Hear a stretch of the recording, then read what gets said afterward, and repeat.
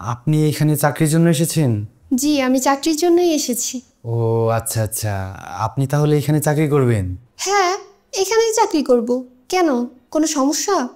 আসলে সচরাচর এই পোস্টের জন্য মেয়েরা অ্যাপ্লাই করে না, তো তাই আর কি জিজ্ঞাসা করলাম।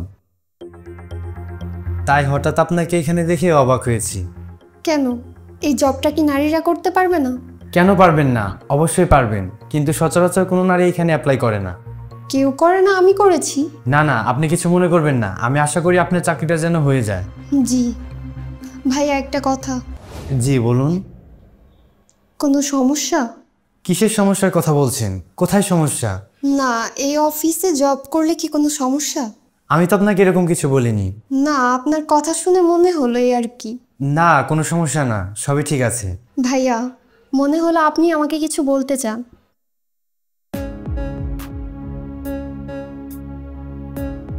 আসলে আমাদের যে স্যার, উনি একটু নারীদের সাথে বেশি কথা বলেন। বেশি কথা বলেন মানে? মানে প্রয়োজনের থেকে একটু বেশি কথা বলেন নারীদের সাথে। আমি নিজের চোখে কখনো দেখিনি, কিন্তু অনেক নারীরা কমপ্লেন করেছে এবং তারা জব ছেড়ে চলেও গিয়েছেন। আমি যতটুকু জানি ততটুকুই বললাম। আপনি কিন্তু আবার এসব কথা ভিতরে গিয়ে বলবেন না, প্লিজ। আরে না না, আমি বলবো না, আপনি বলুন। যা বলার তা তো আমি বললামই, এর থেকে বেশি আমি কিছু জানি না। কিন্তু আপনি যদি ভিতরে গিয়ে বলে দেন তাহলে কিন্তু আমার চাকরিটা চলে যাবে। আপনাকে আমি আমার নিজের বোন মনে করে কথাগুলো বললাম। আচ্ছা আচ্ছা, ঠিক আছে, আমি কিছু বলবো না। ভালো থাকবেন।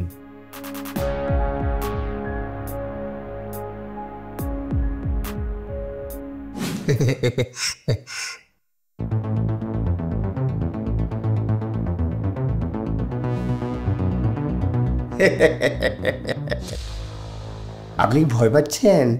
জি না না স্যার, আমি ভয় পেতে যাব কেন? কেন পেতে যাবেন সেটা তো আমি জানি না, কিন্তু পাচ্ছেন নাকি? একদমই না স্যার, আমি খামাখা কেন ভয় পেতে যাব? আমি তো এখানে একটা জবের জন্য এসেছি, ভয় পাওয়ার কি আছে? সেটাই তো, আমি তো বাঘও না ভাল্লুকও না, কিন্তু আমি মানুষ। জি জি স্যার। আর মানুষ হচ্ছে এই পৃথিবীর সবচেয়ে ভয়ানক প্রাণী। স্যার, আপনি কি আমাকে ভয় দেখানোর চেষ্টা করছেন? আমি তো স্যার এখানে ইন্টারভিউ দিতে এসেছি, তাহলে আমরা ইন্টারভিউর বিষয়ে কথা বলি। বলবোই তো, এত অধৈর্য হচ্ছেন কেন? ইন্টারভিউ নেওয়ার দায়িত্ব তো আমার, আমিই নেব। আপনার ইন্টারভিউ কেউ নিতে আসবে না, শুধু আমিই থাকবো। জি জি স্যার। আর এখন আপনি আর আমরা এই দুইজন আছি। ইন্টারভিউ দেওয়ার জন্য তো দুজনকেই থাকতে হবে, তাই না স্যার? একা একা তো আর ইন্টারভিউ দেওয়া যায় না। বারবার ইন্টারভিউর দিকে যাচ্ছেন কেন? তাহলে কোন দিকে যাব স্যার? ইন্টারভিউ ছাড়াও তো মানুষের কত আলোচনা থাকতে পারে, তাই না? জি জি স্যার, সেটা তো পারেই। আর আমি তো একজন মানুষ, সুতরাং আমারও তো কিছু আলোচনা আছে, তাই না? জি স্যার, আপনি অবশ্যই একজন মানুষ, আর পৃথিবীর সবচেয়ে ভয়ানক প্রাণীও বটে। জি? জি জি স্যার। জি না স্যার, এখন তাহলে কি বিষয়ে আলোচনা করব একটু বলুন তো?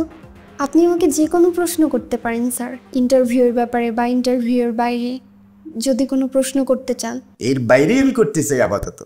জি জি স্যার, বলুন। পড়াশোনা কতদূর করেছো?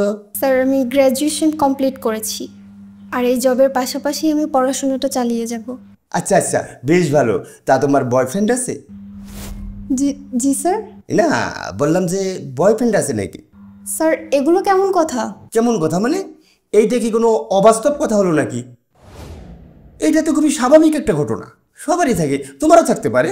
আর না থাকলেও কোনো সমস্যা নেই, হয়ে যাবে। জি স্যার। স্যার, আমি আপনার কথা কিছুই বুঝতে পারছি না। আমি এখানে এতক্ষণ যাবৎ এসেছি, আপনি আমাকে ইন্টারভিউয়ের ব্যাপারে কোনো প্রশ্ন করলেন না। আমার মনে হয় এসব বিষয়ে কথা না বলে আমাদের ইন্টারভিউয়ের বিষয়ে কথা বলা উচিত স্যার। আপনার হাতে কি ঘড়ি পরেছেন নাকি? Sorry sir. হাতে ঘড়ি পরেছেন নাকি? কই, না তো স্যার। ওহো, আচ্ছা আচ্ছা, কিন্তু আপনার হাতটা বেশ নরম। আপনি এটা কিভাবে বুঝলেন স্যার? সবসময় কি ধরেই বুঝতে হবে নাকি? দেখেই বুঝতে পেরেছি। অবশ্য যদি একটু ধরতে দিতেন তাহলে কনফার্ম হতে পারতাম। কি হলো, দিন না? জি স্যার, ধরো।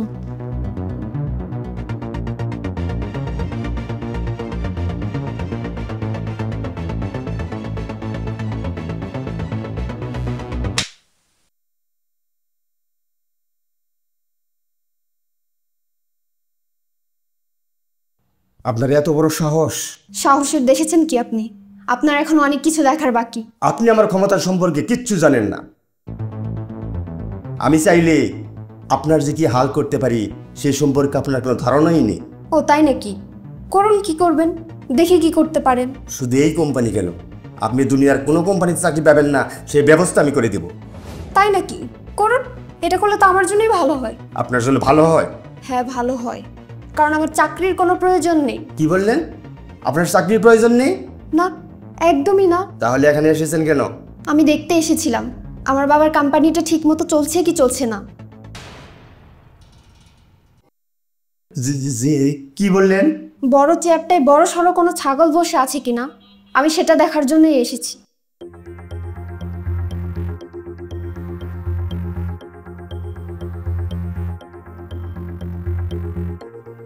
জি ম্যাডাম। অনেকদিন ধরে কমপ্লেন পাচ্ছিলাম আমাদের এই অফিসে নাকি মেয়েদেরকে বিরক্ত করা হয়। এই বিষয়টা যখন আমি বাবাকে জানি তখন তিনি বলেছিলেন এই বিষয়ে সে একটা ব্যবস্থা নেবে। কিন্তু বাবার তো আর একটা কোম্পানি নিয়ে বসে থাকলে হয় না, সেটা তো আপনি খুব ভালো করেই জানেন। জি ম্যাডাম, জানি। এতগুলো কোম্পানির প্রেসারে বাবা হয়তো এই বিষয়টা ভুলেই গিয়েছেন, আর আপনিও বেঁচে গিয়েছেন। এই অফিসের সমস্ত দায়িত্ব আপনাকে দেওয়া হয়েছে, আর আপনি কিনা এসব উল্টাপাল্টা কাজ করে বেড়াচ্ছেন। জি ম্যাডাম, দুঃখজনক। যাই হোক, আপনার বিরুদ্ধে তো একটা ব্যবস্থা নিতেই হতো, কিন্তু আমি ভাবছিলাম সরাসরি এসে যদি আমি আপনাকে প্রশ্ন করি তাহলে আপনি আমার পরিচয়টা জানার পরে কোনোভাবে এই বিষয়টা স্বীকার করবেন না। যেহেতু এই কোম্পানির কেউ আমাকে কখনো দেখেনি, তাই আমি এই সুযোগটা কাজে লাগালাম, আর আপনার সমস্ত কুকর্ম আমি হাতে নাতে ধরে ফেললাম। আমি যদি এসে আপনাকে সরাসরি প্রশ্ন করতাম তাহলে তো আর আপনি এভাবে ধরা পড়তেন না, তাই না? জি ম্যাডাম। এই জন্য আমাকে এইভাবেই আসতে হয়েছে, যেমন কুকুর তেমন মুগুর। ম্যাডাম, আমি খুবই দুঃখিত। না না, আপনি দুঃখিত হতে যাবেন কেন? দুঃখিত তো আমি, যে সমস্ত মেয়েদেরকে আপনি বিরক্ত করে চাকরি থেকে বের করে দিয়েছেন। ওই সমস্ত মেয়েদের হাত পা ধরে আমার ক্ষমা চাইতে ইচ্ছে করছে, কারণ আমি সময় মতো এসে তাদের সম্মান বাঁচাতে পারিনি। কতগুলো মেয়ের ক্যারিয়ার আপনি নষ্ট করেছেন, আপনার কোনো ধারণা আছে? আপনাকে এর জন্য চরম শাস্তি পেতে হবে। ম্যাডাম, আমি সত্যি খুব দুঃখিত। আমি যদি আপনাকে আরও একটা চড় দিই তাহলে আপনি আরও বেশি দুঃখিত হবেন। আমার মনে হয় সেই ব্যাপারটা আপনার জন্য ভালো হবে না। জি ম্যাডাম, দেখতে পাচ্ছি। এই রুমের সিসিটিভি চালু আছে নাকি বন্ধ? ম্যাডাম, বন্ধ। বন্ধ তো আপনিই করে রেখেছেন, তাই না? জি ম্যাডাম। যখন মেয়েদের ইন্টারভিউ নেন তখন আপনি ইচ্ছে করে সিসিটিভি বন্ধ করে রাখেন, তাই না? জি ম্যাডাম। আর জি করতে হবে না, আপনি এই মুহূর্তে এই কোম্পানি থেকে বের হয়ে যান, না হলে আমি আপনার বিরুদ্ধে এক্ষুনি আইনত ব্যবস্থা নিব। জি ম্যাডাম, বুঝতে পেরেছি। তো দাঁড়িয়ে আছেন কেন? যান এখান থেকে।